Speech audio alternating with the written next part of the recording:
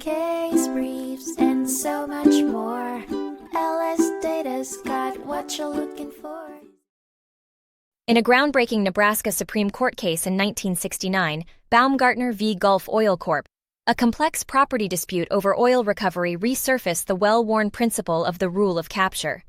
In oil and gas law, this rule provides that the first person to capture a resource, in this case oil, by removing it from the ground, becomes the legal owner, but may falter when substances are injected to stimulate the production. At the core of the case was an accusation leveled by the plaintiff, Baumgartner, claiming that Gulf Oil Corp., the defendant, had unlawfully drawn oil from their leased land. Baumgartner held an oil and gas lease from the state of Nebraska for a specific plot of land. Adjacent to this, Gulf Oil Corp. Operated a waterflood unit recovery operation known as the Ken-Mac J Sand Unit.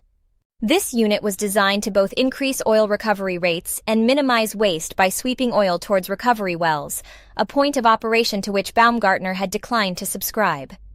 This refusal led to Baumgartner's exclusion from the unit and the subsequent withdrawal of consent from the state of Nebraska, their lessor. The court referenced the rule of capture and the objectives of the Nebraska Oil and Gas Conservation Act while making its decision.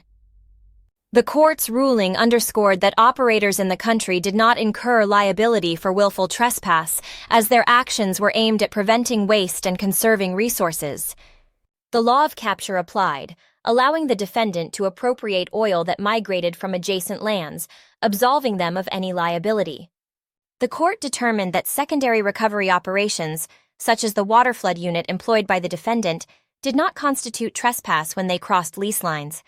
Furthermore, denying the plaintiff's claim of willful trespass, the court asserted that the well wouldn't have been profitable without Ken-Mac's operation. All owners, including those of royalty or unleased mineral interests, had an equitable right to participate in unitization programs. However, if they chose not to partake, they shouldn't reap any benefits from that refusal.